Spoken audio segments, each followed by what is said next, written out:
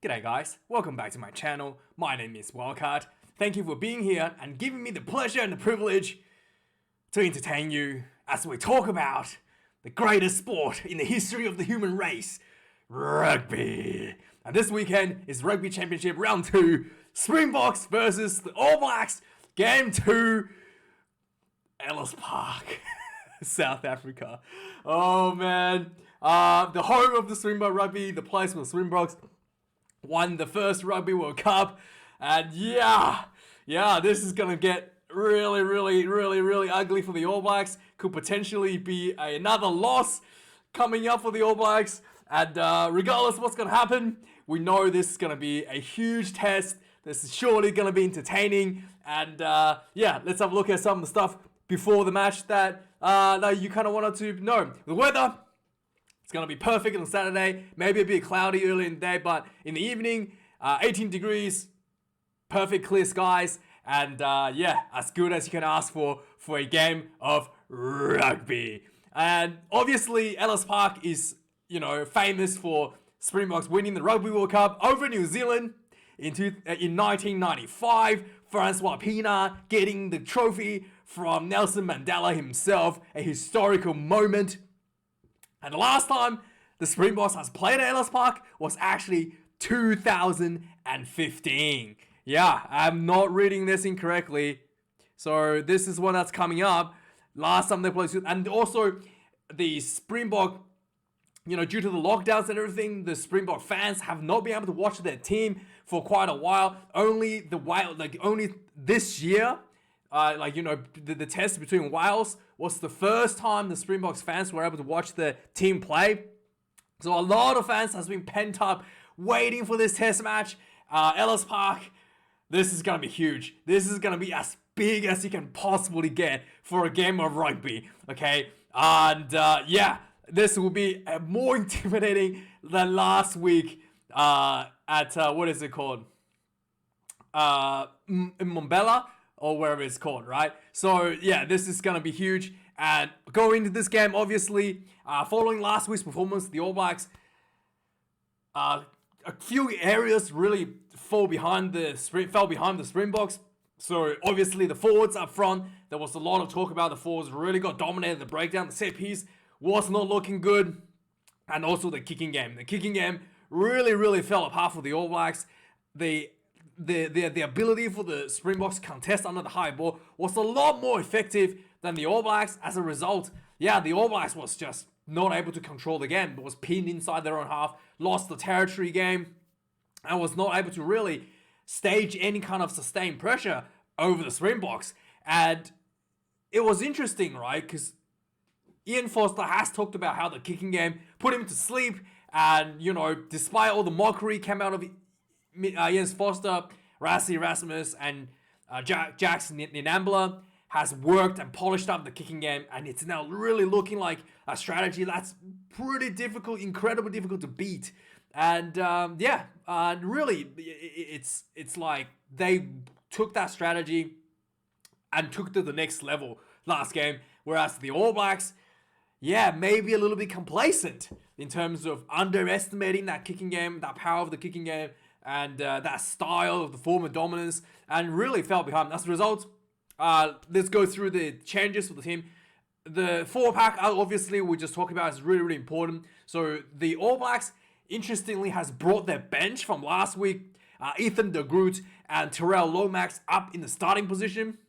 This is a little bit interesting to me, whether because the All Blacks thought the bench did better than the starting props, or whether that's the reason because they actually saw these two players play better, or whether it's because they wanted to have more in the bench for the bomb squad. Not too sure where the exact thought is at, but Ethan de Groot coming on, he is one of the best scrummagers in New Zealand, so having him at the loose set position will be pretty good hands in terms of scrummaging. Terrell Lomax, a tight head prop. Again, he brings a bit of physicality, but I just don't think that in terms of, between him and Angus Harvell, I do feel like Angus Harvell may be a little bit better, so I'm not too sure what's going on. In fact, Angus Harvell is completely dropped from the squad, so I'm not sure what's going on here. So I actually went and checked the stats, right? So the All Blacks stats. So there's some really interesting stats from the front rowers. So George Bauer, Angus Tava, the two props, actually, did what do you expect in terms of attacking? A couple of runs, not really much run meters, just do the basics. Angus Tava actually had made up quite a number of passes in the game, so we saw him throw a few passes. I don't know why, that's something that you obviously asked him to do. If that's the reason he got dropped, I'm very because there was a few passes where kind of was dropped, but not really because of his fault. But yeah, it's clearly like you've set him up to do these passes, but if he hasn't gone to hands, it's really anyway. But really, in terms of when you do want to look at the front rowers, it's really about their work rate, the defense, and the set piece. Like these two props has given everything they have in the defense. Like 10 tackles, 11 tackles, George Bauer, 0 missed tackles. And that is really, really high for props in terms of work rate. Normally props are around, 4 or 5 tackles in terms of games. So if you have a look at the Springboks props, Niakani, 6 tackles, Malherbe, 4 tackles. Yeah, like that's pretty much the standard. So the work rate is really high for the New Zealanders, and for some reason Angus Tava gets dropped. So I honestly don't really know what's the thoughts behind this. Like it seems to me like Fozzie has been done this a lot. Someone makes one mistake on the field. I do remember Angus Tava throwing maybe at least one pass that has been dropped, but it wasn't really his fault. So if that was the reason he got dropped, I really just like it's actually be mind blowing if that's actually the reason he got dropped, because everything else that you would expect for a tight head prop, he's done quite well, right? If you tell me your tight head prop made 10 tackles, had a couple runs, 0 missed tackles, that's an 8. That's an 8 performance, right? I don't think he lost any scrums as well. Maybe I thought scrums was pretty even. The lineouts was pretty even in the first half. I mean, that's as good as you can ask for a prop. So I really don't know why he was dropped. George Bauer gets put on the bench. Maybe they wanted him there for the bomb squad. Again, George Bauer, 11 tackles. That's more than, Sam Kang. Like, you would expect Akio Ioane to make 11 tackles, not George Bauer. In fact, he's done better than Akio Ioane, Sam Kang as well, because Kang has 2 missed tackles. That's just like, it's mind-boggling how they come up to the decisions in terms of 4-pack here. So that's the decisions being made. So the 4-pack, De Groot comes on. Actually, let me quickly look at De Groot's stats. I haven't seen his stats yet. De Groot, 1 tackle, like kind of like what do you expect. So the work rate for De Groot is a lot lower. I think he did play at least 35 minutes, if not longer, for the game. So he hasn't done much in 35 with time that was given to him. And yeah, like the three carries, nothing special there either. So I don't know how they came up to the decision to drop Angus Tava, because he put on a pretty big effort for that test match, and it's almost like Fozzie's just punishing him for the drop ball. Yeah, but that's, you kind of expected, you asked him to do it, Fozzie. Like, what do you expect a prop to? Anyway, so for the Springboks, Bungi Bonabi comes out at the 2 position, coming off the bench. Malcolm Marx goes back to the finisher. Best finisher in the world. Ox Inche comes in at the loose position over Trevor Niakani. And Niakani gets a break essentially. So Inche comes in number 1. Franz Malherbe stays number 3 position for the Springboks because they know, they know what they're doing. Ibn Isbeth comes in number 4. Lou Diacha comes in number 5. Sam Warlock number 4. Scott Barrett number 5. I was expecting Scott Barrett potentially be moved to 6 this game, but no changes being made. Shannon Frizzell, like this is this is stupid, right? Shannon Frizzell gets caught up to number 6 position because he scores a try. What about the drop ball, Fozzie? What about the drop ball that led to Villaroo scoring that try? Like, how did you come up with this decision making? Like, if Shannon Frizzell coming off the bench, bringing that energy, that speed and energy that created the opportunity to score a try, he should be on the bench because that has delivered results for you. Why would you put him in the starting position when he has done so well as a finisher coming off the bench? The Springboks knows exactly every player's role is. The reason why Malcolm Marx is on the bench, not because he's second best to the Bongi Bunabi, is because he's the best player coming off the bench in that hookup position. Not because he's bad, not because he's not as good, not because he scored a try or didn't score a try, because he's best suited to be the finisher. And for some reason, Fonzie hasn't got this in his mind yet. Shannon Frizzell gets called up to the 6th position because he scored a try, I guess, right? If he scored a try, it should be... Anyway, so for the Springboks, Duan Vermeulen returns to the squad at number 8. He has been... had a knee surgery, I think. It wasn't knee. He had a bit of a surgery on this. I think it's leg. I think it's knee. But anyway, he gets called back to the number 8 position. I guess the best player in the Springboks in the New Zealand team last week was Adi Savia. He made impact the breakdown. He made impact at running, hard tackling. By far the best performing player on the field. The only one who was actually creating opportunities when everybody was kind of in the dumps. So Vermeulen coming back, it's very clear that they wanted to bring that Vermeulen back with that physicality and that breakdown dominance to kind of like neutralize Ades Havia a little bit there. So it's really clear intentions here by the Springboks bringing Vermeulen at a number 8 position. Number 6 position, Sia Khaleesi, the captain once again. He had a pretty high work rate as well last week. So let's have a quick look at Sia Khaleesi's stats.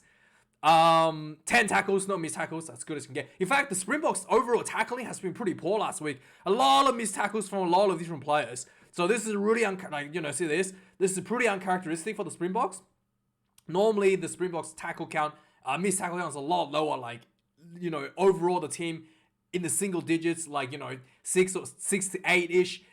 The last game, I think it was like, well over 10. So way higher than usual as well. So one of the few guys has a clean tackle, zero tackle, clean slate on his missed tackle count is Sia Khaleesi, 0 missed tackles here. And then we have Peter Sip Dutoy comes in number 7, done tremendously good for the Springboks. He was just everywhere last week. Like he fronted out the physicality at the breakdowns, and he's like the guy that's the pick and go option. So if he sees something, he will just go for it and just belch you at the breakdown, at the around the rocks. So a really, really, really good play around the breakdown. And it's really big contrast between him and Sam Kane. So let's have a quick look at his stats. Dutoy, 8 tackles, 1 missed tackle. And in terms of his tacking, Peter Sip Dutoy is 3 runs and 3. So a few of these runs are all just from the breakdowns. And just being really, really, he's the guy that's the breakdown guy for the Springboks. And the Sam Kane gets number 7 jersey, the captain once again.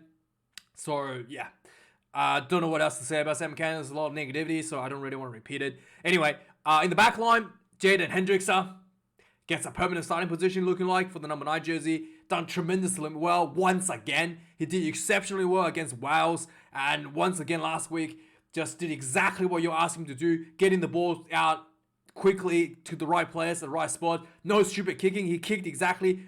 It needs to be kicked. His kick was clean and accurate. No, poor kicks. So everything he did was good. And I thought he's well deserved to be the number 9 jersey. Aaron Smith gets number 9 jersey again for the All Blacks. Pretty solid performance last week.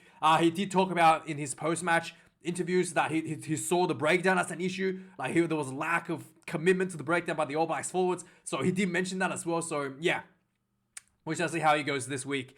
Hundred Pollard gets the number 10 jersey for the Springboks once again. Again, really, really good performance last week. Much, much different from his performance from the year before.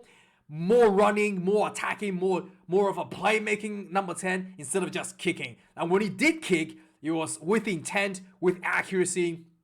And it's really like the kicking duty from the Springbok team also has been spread out a bit. So 100 Pollard is no longer just like the go-to guy for the kicks. And then, and other than box kicks, it's like everything else is done by 100 Pollard. It's no longer the case. The Springboks actually opened up the kicking options. So Lukami Yuan, Damien Delande all does a little bit of kicking now. And then the big one, Damien Valemsa, does a lot of not just return kicks that you would expect from 15, but a lot of like strategic kicking. He tried to go 50-22s. A lot of, playmaking style kicks. comes off of Damien Valenza as well. So Henry Pollard gets that load taken off him a bit as a result of Damien Valenza inserting himself in a bit of a playmaking role there. So really, really good to see the Springboks making that adjustment as well in their backline. Richie Mo'unga gets caught up to the number 10 jersey for the All Blacks.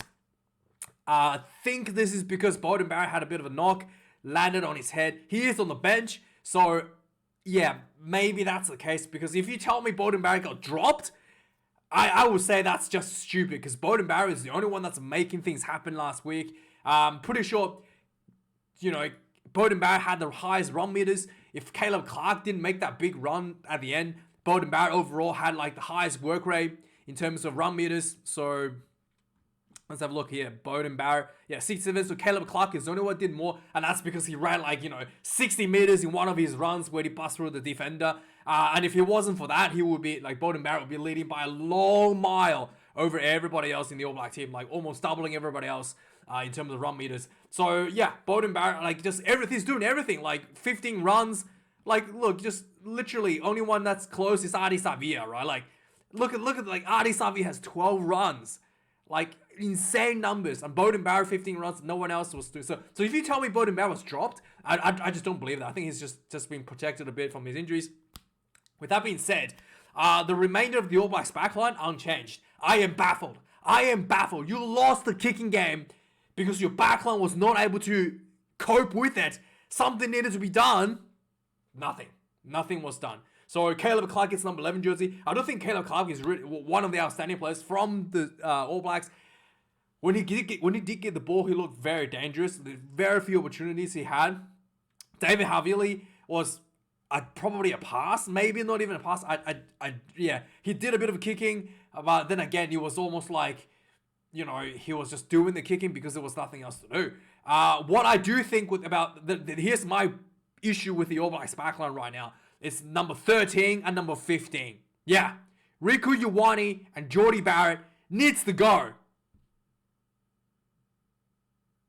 You can hate me all you want in the comments down below. And here's why. Here's why I think the issue is. The issue here is Riku Ioane plays as the third winger. He does not play as an outside center at all. If you wanted to, you're telling me Caleb Clark and Will Jordan, two of the greatest finishers in the All Black team today, in New Zealand today, hardly touched the ball last game, right? How can you, why? Why are your most, highest scoring players, Caleb Clark ran, like I just said, 60 meters, the second time he touched the ball, on the, 75th minute of the match, right? How can these players not get the ball for the entire game? It's because Riku Ioane plays like a winger. He gets the ball, he takes on the defense, and he really isn't doing much in the out of the 13 position. So yeah, have a look at the stats. So this is just something that that is really hurting the All Blacks a lot. The wingers are not getting the ball, and I think Riku Ioane has a big part to do with it. So you can see here, Riku Ioane 5 runs, while Will Jordan only has 2. Riku Ioane, your job is to set up Will Jordan. Your job is not trying to run the ball and get tackled and whatnot. Your job is to set up the ball to Will Jordan to create space to your wingers out wide. So Riku Ioane is playing like a winger. He gets the ball. He runs the ball as hard as he could. As good as he's at it. That's not the role for the 13.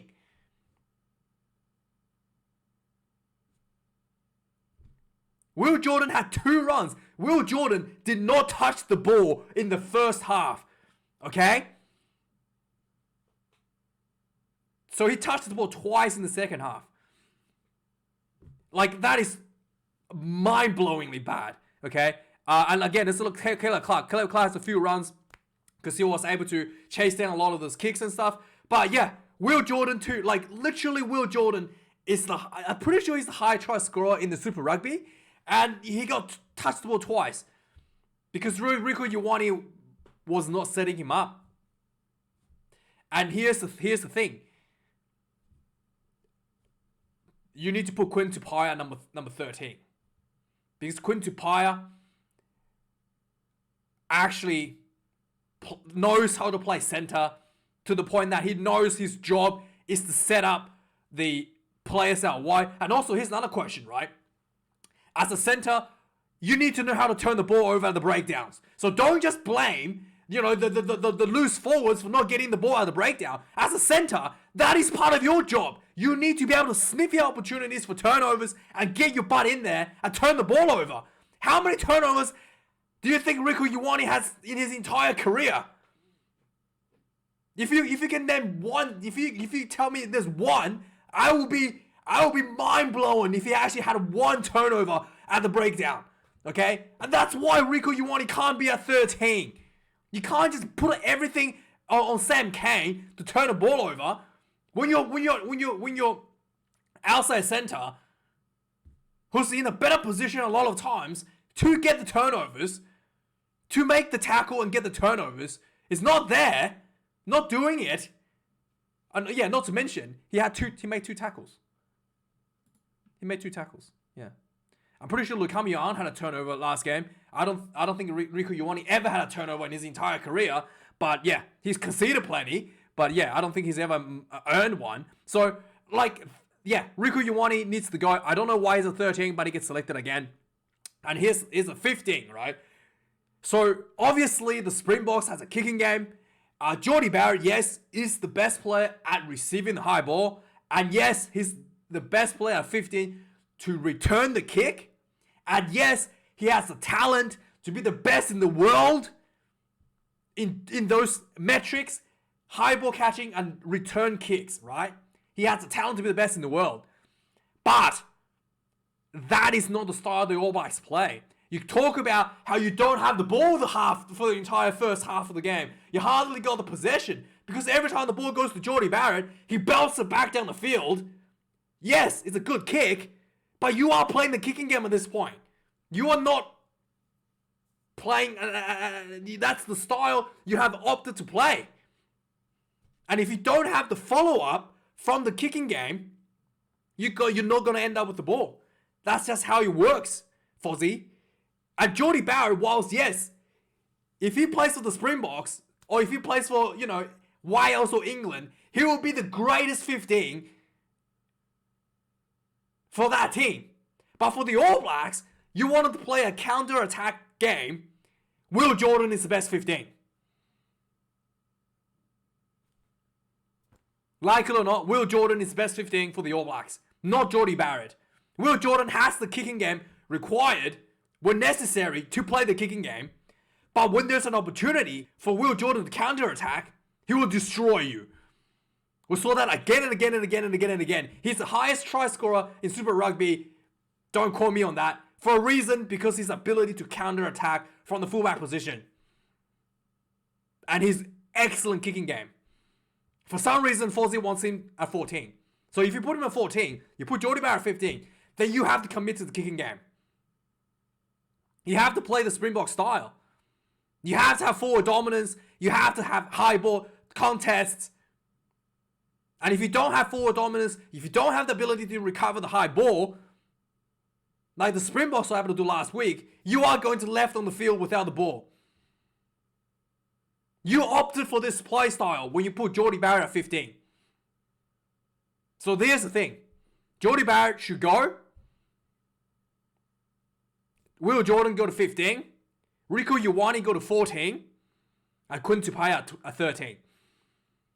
And then you can play a style of rugby that you wanted to play. The running rugby, the counter-attack rugby style, the high tempo.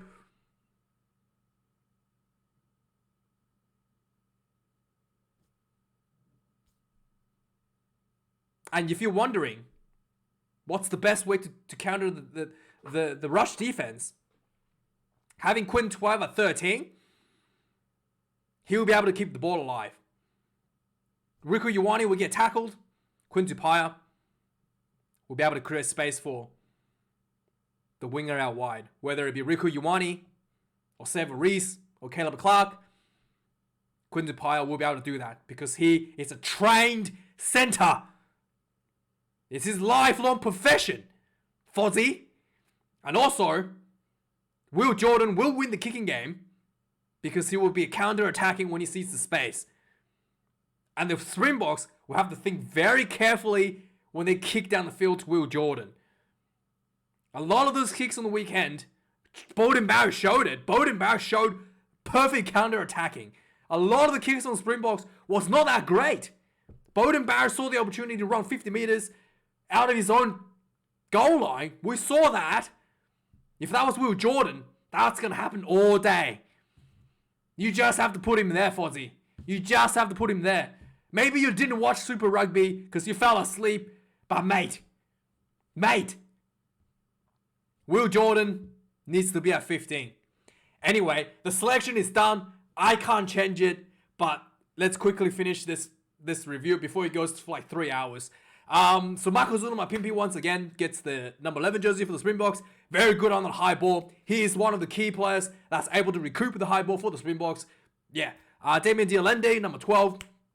Lukama Yuan, the trial, you know, the set kind of 12 and 13 combination brings a lot of physicality, a lot of size, hard tackling, and hard running. Nothing too fancy from the Springboks in the center field. It's just there to occupy space and shut down the opposition with rush defense. And yeah, just very basic bread and butter stuff. Jesse Krug gets caught in number 14. He played wing for the Springboks last year in the autumn internationals, and so he gets the number 14 jersey once again for the Springboks. He's fine. He's good with the high ball as well. He's been trained specifically last year to contest the high ball as a winger, so I think he'll be fine at number 14 jersey. Finally, at number 15, the greatest player in the Springboks, Damien Valensa. Here's why Damien Valensa is so good. The New Zealanders, the New Zealand pundits has been talking about getting Jordie Barrett to slot in to the attacking line as an extra playmaker, like a second 5A sort of, to take that, you know, load off the 10, take the load off Beauden, so that that there's more attacking options from the backline. Beauden can take a bit of a take a bit of a load off in terms of, you know, setting up the plays. He can, you know, take a break essentially to think about what he wants to do instead of just being rushed through all the decision making. So that's what the Kiwis has been asking Jordie Barrett to do. And last weekend, Damien Valensa did exactly what all the Kiwi pundits wanted Jordie to do. He put himself in the position in the back line and set up Arendsa, Curly Arendsa out wide again and again, making that playmaking, making decisions to make, you know, doing that playmaking in the attacking line, and he was doing the kicking game. Taking that kicking load as I was talking about from Andre Pollard. He almost kicked the 50-22. The one thing, okay, too many missed tackles, Damien. Mate, you got to make those tackles. We know you missed. Everybody saw you miss a tackle on Beauden, mate. Okay, no excuses. A lot of people might say, "Oh, it's Beauden Barrett."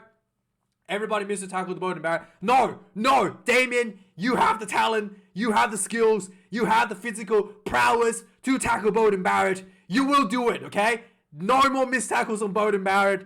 And other than that, you know, so good, Damien Valensa. That's the good news, right? He can still improve. He can improve on his tackling and make sure that he makes that tackle next time against Beauden Barrett. But yeah, finally, let's quickly finish this off. In the back line, the Springboks has made a bit of shuffling. So Malcolm Marks come back to the lock hooker position to 16. Stephen Kitov, Vincent Koch, that bomb squad front rows will come off the bench and put the hurt on you. Knowing that this is basically the bomb front row setup for the Springboks, the All Blacks has made one change. Cody Taylor a few changes actually. Cody Taylor comes in, number 16. Again, Cody Taylor got dropped last game because he missed one line out. Yeah. George Bauer gets dropped to the number 17 position, probably as an adjustment for the bomb squad. Fletcher Newell gets called in from the Crusaders. He only had 3 games for the Crusaders, and now he's starting for on the bench for the All Blacks. So, yeah. Tell me the logic in that. Apparently he's good. You know, there's a lot of media talking about him being really good for the Crusaders. But yeah. Anyway, good luck. Franco Mostert gets number 19. Tupavai gets number 19 again for the All Blacks. Jasper Visa gets dropped down to number 20. Again, he's one of the high ball pressure options for the Springboks. And number 21, Huaga Smith, the more breakdown oriented loose forward for the Springboks. So they have two options they can choose to bring on at any given time. One is the high ball game for Jasper Visa and box kick chase, and one is the breakdown pressure from Huaga Smith. The Springboks very clear intentions here. Two players coming off the bench to finish off the game. Akira Ioane gets dropped to number 6. I don't know, because he didn't score a try, I guess. Finlay Christie gets number 21. Herschel Yankees comes in as an injury replacement for Faf de Klerk on the bench, number 22. Bowden Barry gets dropped to number 22, probably because they try to protect him a bit. 22. Vili LaRue, number 23, and Quinton Tupaya, number 23 for the All Blacks. I do think that Bowden Barrett, number 22, is probably covering the fullback position. So I wouldn't be surprised if Bowden Barrett gets put in the fullback and then Jordy Barrett gets moved out to centre. Yeah, I would not be surprised if Jordy Barrett plays in centre in the second half. But yeah, we'll have to wait and see how this stupid thing unfolds for the All Blacks. And yeah, my predictions. I think Springboks are going to win this one by 7. Let me know your thoughts, guys. Like, comment, and subscribe. And see you guys on the weekend for the reviews. Cheers.